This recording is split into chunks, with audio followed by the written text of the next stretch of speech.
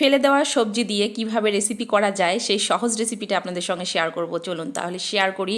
আর এখনকার সময়টা কিন্তু একদম খাবারের রুচি থাকে না কারো মুখে, তো এটা যদি করেন আমি গ্যারান্টি দিয়ে বলতে পারি আপনাদের খাবারের রুচি পারফেক্ট থাকবে। এবং সেদিন কিন্তু 2 মুঠ চাল অবশ্যই বেশি দিবেন। তো আসসালামু আলাইকুম, by the way this is me Angela নেঞ্জেলাসম, welcome back to my another video. তো এখানে আমি নিয়েছি কিছু পটলের ছাল, সাথে নিয়েছি গোটা গোটা পটল, এভাবে 2 পিস করে দিয়েছি। আর কয়েকটা দিয়েছি আলু, এইভাবে মানে পাতলা পাতলা পিস করে। তারপরে দিয়েছি বেশ কিছু কাঁচামরিচ, আর দিয়েছি একটা বড় সাইজের রসুন। তারপরে সিদ্ধ করে নিয়েছি, পানিটা ঝরিয়ে নিয়েছি। নেওয়ার পরে এখানে আমি ব্লেন্ড করে নেব। এটার কিন্তু কাজ একদম হয় নাই, আরও কাজ বাকি আছে। তো এটা আমি ব্লেন্ড করে নিয়ে আসবো।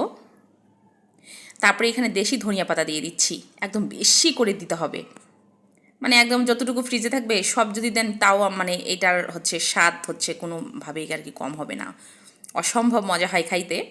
তো এই তো আমি ধনিয়া পাতা দিয়ে এটা ব্লেন্ড করে নিয়েছি। কি ভাবছেন এটা হয়ে গেছে? একদমই হয় নাই, আরও কিন্তু কাজ বাকি আছে। বাস একদম পারফেক্টলি আমার হয়ে গেছে, আমি যেরকম করে চাচ্ছিলাম সেরকম করে মিশ্রণটা হয়ে গেছে। তো চলুন এবার পরের ধাপে যাচ্ছি। একটা ফ্রাই প্যান বসিয়ে দিয়েছি, এখানে দিয়েছি সামান্য পরিমাণ তেল, তারপরে দিয়েছি কিছু রসুন কুচি, আর দিয়েছি সাথে একটা গোটা বড় সাইজের পেঁয়াজ কুচি।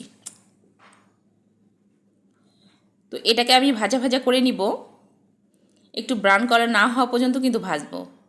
তার আগে আরেকটা জিনিস আমি অ্যাড করব এখানে, সেটা হচ্ছে ডাল মশলা। আপনারা চাইলে কিন্তু গোটা জিরা দিতে পারেন। তারপরে এটা ব্রাউন কালার যখন হয়ে গেছে, আমি ওই যে ব্লেন্ডারে ব্লেন্ড করে রেখেছিলাম পটল এবং আলুর যে মিশ্রণটা, সেই মিশ্রণটাই এখানে আমি দিয়ে দিয়েছি। তারপরে দিয়েছি সামান্য পরিমাণ হলুদ আর স্বাদের জন্য একদম মানে লবণ। তো আমি এখানে 2টা শুকনা মরিচ ভেজে রেখেছিলাম তেলের মধ্যে, সেটাই আবার ক্রাশ করে দিয়ে দিচ্ছি এটার উপরে। এটা কিন্তু ঝাল ঝাল খাইতে বেশি মজা। তো যতক্ষণ না পানি শুকায় আসবে, আঠালো একটা ভাব হবে, ততক্ষণ কিন্তু আমি এটাকে মানে রান্না করতেই থাকবো। তো দেখতেই পাচ্ছেন আমি কিন্তু আরও কিছুক্ষণ এটাকে রান্না করব, যতক্ষণ না একদম আঠালো আঠালো একটা ভাব আসে। যেহেতু আলু আছে, এটা কিন্তু আঠালো হয়ে আসবে। আমি রান্নার আগে দেখিয়ে দিব মানে কতটুকু আঠালো পরিমাণ নামাইতে হবে। তো এটা কিন্তু অনেকটা তেল ছেড়ে দিয়েছে, আপনারা চাইলে কিন্তু সরিষার তেলও করতে পারেন। তো আমি সয়াবিন তেলে করেছি।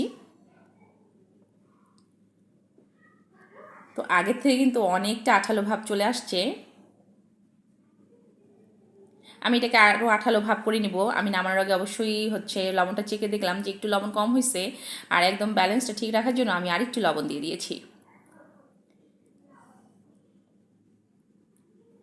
তো আমার কিন্তু একদম হয়ে গেছে, বাস এখন আমি এইভাবেই নামায় নিব।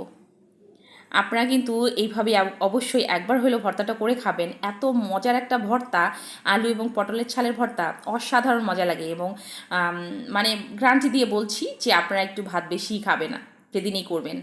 তো আজকে চলে যাচ্ছি, টাটা, আল্লাহ হাফেজ, আসসালামু আলাইকুম।